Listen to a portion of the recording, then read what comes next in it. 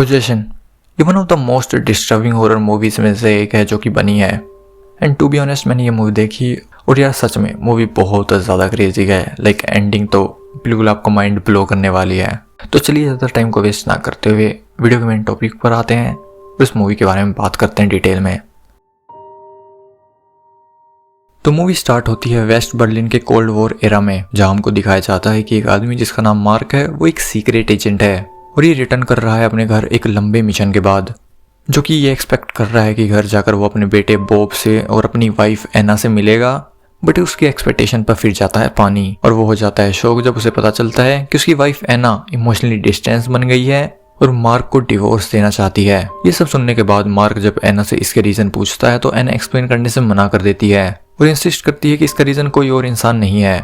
Mark पूरी तरह डेविस्टेट हो जाता है। कन्वर्सेशंस बदल जाती हैं एक्सप्लोसिव आर्ग्यूमेंट्स में, जहां चिल्लाना रोना सब कुछ एक हीटेड आर्ग्यूमेंट में होता है। फिर चीजें ज्यादा वर्स ना हो इसलिए मार्क टेम्परेरी एना और बॉब को छोड़कर चला जाता है। फिर हमें देखने को मिलता है कि मार्क सेपरेशन को एक्सेप्ट नहीं कर पा रहा, तो वो एना को वॉच करने लगता है। तभी वो डिस्कवर करता है कि एना एक मिस्टीरियस मैन से मिल रही है जिसका नाम हेनरिच है, जो कि एक स्पिरिचुअल और एक एसेंट्रिक राइटर है। ये सब देखने के बाद मार्क को लगता है कि हेनरिच ही वो रीजन है जिससे इनकी मैरिज डिस्ट्रॉय हो रही है। फिर मार्क हेनरिच से कन्फ्रंट करने के लिए जाता है एंड एज एक्सपेक्टेड वो कन्फ्रंटेशन अच्छे से एंड नहीं होती। फिर हमें देखने को मिलता है कि मार्क अभी भी पूरी तरह हेनरिच को लेकर कन्विंस नहीं है। मार्क को अभी भी डाउट है कि सच कुछ और है। वहीं दूसरी तरफ हेनरिच भी खुद कंफ्यूज है एना के बढ़ते बिजार बिहेवियर को लेकर। फिर नेक्स्ट हमें देखने को मिलता है कि मार्क नोटिस करता है कि बॉब कई बार घर में दिनों तक अकेला ही रहता है और एना भी डिसअपियर रहती है लंबे समय तक, जिसकी वजह से मार्क बॉब का ध्यान रख रहा है। अब होता है एक इंटरेस्टिंग कैरेक्टर का अपीयरेंस। जैसा कि मैंने आपको बताया मार्क बॉब का ध्यान रख रहा है। तो मार्क जब एक दिन बॉब को उसके स्कूल लेने जाता है स्कूल की छुट्टी के समय, तो मार्क की मुलाकात होती है बॉब की टीचर हेलन से, जो कि बिल्कुल एना की तरह आइडेंटिकल लगती है। बट हेलन की ग्रीन आइज हैं, लाइटर हेयर्स हैं और हेलन की पर्सनैलिटी एना से बहुत ज्यादा डिफरेंट है। हेलन काइंड है, काम है और जेंटल नेचर की है, जो कि बिल्कुल अपोजिट है एना के बिहेवियर से। स्टोरी में हमें आगे देखने को मिलता है कि हेलन और मार्क के बीच नजदीकियां बढ़ रही हैं, बट स्टिल वो अभी भी एना से ऑब्सेस्ड है और एना का सीक्रेट जानने की कोशिश कर रहा है। अब आगे हमें स्टोरी में देखने को मिलता है कि मार्क अब एक प्राइवेट डिटेक्टिव को हायर कर लेता है एना को फॉलो करने के लिए, जहां वो डिटेक्टिव एना को फॉलो करता है और ट्रैक करता है कि एना एक फिल्थी अबैंडन अपार्टमेंट में जा रही है, जो कि हिडन है सिटी के किसी दूसरे कोने में। फिर वो डिटेक्टिव एना के डिपार्टमेंट में झूठ बोलकर किसी तरह अंदर आ जाता है और अंदर जाने के बाद जो सीक्रेट रिवील होता है, डैम भाई क्या क्रेजी था ये। अंदर जाने के बाद वो डिटेक्टिव एक हॉरिफिक डिस्कवरी करता है और वो ये कि एना सीक्रेटली एक ग्रोटेस्क टेनेटिकल क्रिएचर के साथ रह रही है। और भाई साहब आप मेरा यकीन करो ये क्रिएचर इतना ज्यादा गंदा है ना कि तुम एकदम स्पीचलेस हो जाओगे इसे मूवी में देखने के बाद। और मैं वीडियो में तुम्हें नहीं दिखाने वाला वो क्रिएचर। और वैसे मैं आपकी जानने के लिए बता दूं एना सिर्फ उस क्रिएचर के साथ रह नहीं रही थी, उसके साथ फिर अगर हम अपनी स्टोरी पर वापस आए तो उस डिटेक्टिव के एक्सेप्ट करने से पहले ही एना उस डिटेक्टिव को मार देती है उस क्रिएचर को प्रोटेक्ट करने के लिए। फिर कुछ दिनों के बाद एक और इन्वेस्टिगेटर अपार्टमेंट में एंटर करता है और वो भी सेम तरीके से मार दिया जाता है। फिर मैं आपको यहाँ थोड़ी सी इन्फॉर्मेशन दे दूँ, और वो ये कि जो पहले वाला डिटेक्टिव था उसने मार्क को फोन पे बता दिया था कि एना कहाँ है। तो जब वो फर्स्ट वाला डिटेक्टिव कुछ दिनों तक नहीं आता तो उसी का दोस्त सेम प्लेस पे जाता है अपने फ्रेंड को ढूंढते हुए। और फिर क्या होता है मैंने आपको ऑलरेडी बता दिया है। अब आता है स्टोरी में एक प्लॉट जहां एना वो सीक्रेट रिवील करती है। तो एना बताती है जब मार्क घर से दूर था तो उस समय वो एक ट्रोमेटिक मिसकैरेज सफर करती है, एक डेविस्टेटिंग इमोशनल कोलैप्स के चलते। और फिर वो बताती है तभी से वो ये बिलीव करने लगती है कि वो कुछ परफेक्ट क्रिएट कर रही है। और फिर इसी बीच वो उस क्रिएचर के बारे में भी बताती है। एना बताती है कि अपार्टमेंट में जो क्रिएचर है वो कोई मॉन्स्टर नहीं है, बल्कि वो एक क्रिएचर है जो इवॉल्व हो रहा है। और इसी वजह से एना उस क्रिएचर को फीड करती है, उसकी केयर करती है और उसके साथ सेक्स भी करती है, जिससे वो क्रिएचर दिन ब दिन ह्यूमन बन रहा है। एना का ऑब्सेशन भी उस क्रिएचर के लिए बढ़ता ही जा रहा है। अपार्टमेंट बहुत सी डिस्टर्बिंग चीजों से भर रहा है, जिससे ये चीज क्लियर हो जाती है कि एना ने मल्टीपल ह्यूमंस को किल कर रखा है उस क्रिएचर को प्रोटेक्ट और नरिश करने के लिए। अब बारी आती है हेनरिच की। तो जैसे कि मैंने आपको स्टोरी की शुरुआत में बताया था हेनरिच और एना के बारे में, तो हेनरिच एना के अपार्टमेंट में आता है इस होप में कि वो एना को अपने साथ ले जाएगा। पर फिर वो उस क्रिएचर को डिस्कवर करता है और रियलाइज करता है कि एना का ऑब्सेशन से उसका कोई लेना देना नहीं है। फिर वो हेनरिच वहां से किसी तरह भाग जाता है और बाद में मार्क को सब कुछ बताता है। ये सब सुनने के बाद मार्क उस अपार्टमेंट में देखने के लिए जाता है, बट उस अपार्टमेंट में कुछ भी दिखाई नहीं देता। फिर वो हेनरी से मिलने जाता है। हेनरी से उसे बताने की कोशिश करता है, बट वो उसकी बात नहीं मानता और उसे मार देता है, और वो उसे ऐसे स्टेज कर देता है कि हेनरी एक्सीडेंटली मर गया है।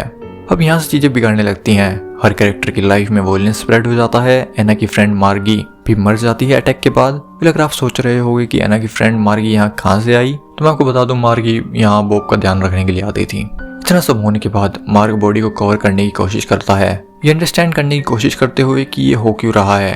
और फिर दूसरी तरफ मार्क के ही फॉर्मर एम्प्लॉयज उसको सर्च करने लगते हैं और मैस क्रिएट होने लगती है। अब बारी आती है एक आखिरी बार, जब मार्क उस अबैंडन अपार्टमेंट में फिर लास्ट टाइम रिटर्न करता है, जहां वो देखता है कि एना उस क्रिएचर के साथ सेड्यूस कर रही थी। जहां एना मार्क से बोलती है ये कंप्लीट ट्रांसफॉर्मेशन होने ही वाला है। फिर मार्क वहां से चला जाता है। फिर आता है मूवी का एंड, जहां एक बिल्डिंग में हमें मार्क देखने को मिलता है जिसके पीछे पुलिस पड़ी हुई है। होता यह है कि मार्क थोड़ी देर पहले ही पुलिस वालों पर ओपन फायर कर देता है, तो पुलिस वाले मार्क के पीछे पड़ जाते हैं। मार्क वुंडेड है और एना भी पीछे पीछे आ रही है। फिर तभी हमें देखने को मिलता है मूवी का बिगेस्ट प्लॉट ट्विस्ट, जहां हमें एना देखने को मिलती है, बट उसके पीछे मार्क भी आ रहा है। तो जी हाँ, यही वो क्रिएचर है जिसे एना ने क्रिएट करवाया है, मार्क का डबल। फिर तभी नीचे पुलिस वाले आ जाते हैं और फायरिंग कर देते हैं, जिससे एना भी वुंडेड हो जाती है। अब दोनों मार्क और एना वुंडेड हैं, और फिर तभी एना गन से खुदकुशी कर लेती है। ये सब देखकर मार्क भी बिल्डिंग के ऊपर से गिरकर खुदकुशी कर लेता है, और वो डुप्लीगैंगर रूफटॉप की मदद से चुपचाप एक्सेप्ट कर लेता है। फिर हमको एंड देखने को मिलता है, जहां हेलन बॉब के पास है। फिर बाहर से कोई अपार्टमेंट की डोरबेल रिंग करता है, और ये सुनकर बॉब कुछ रॉन्ग सेंस करता है और हेलन को मना करता है डोर ओपन करने के लिए, बट हेलन उसकी बात नहीं सुनती और डोर ओपन करने चली जाती है। फिर बाहर से सायरन, मिलिट्री एयरक्राफ्ट और एक्सप्लोजिव आवाजें आने लगती हैं, जो कि ये शो करता है कि सिटी में केओस फैल रहा है। जैसा कि मैंने बताया, हेलन बॉब की वार्निंग इग्नोर करके डोर के पास चली जाती है, जहां मार्क का डबल खड़ा हुआ है। टेरिफाइड बॉब बाथरूम में चला जाता है और बाथटब में छुप जाता है, और फिर मूवी का दी एंड हो जाता है। तो चलिए सबसे पहले मैं आपको इस मूवी की एंडिंग समझा देता हूँ। तो सबसे पहला सवाल आता है कि वो क्रिएचर क्या था। तो जैसा कि हमने फिल्म में देखा, एना सीक्रेटली फीड करती है उस क्रिएचर को। स्टार्टिंग में तो ये एक अगली मॉन्स्टर दिखाई देता है, बट धीरे धीरे वो मार्क की कॉपी में इवॉल्व हो जाता है।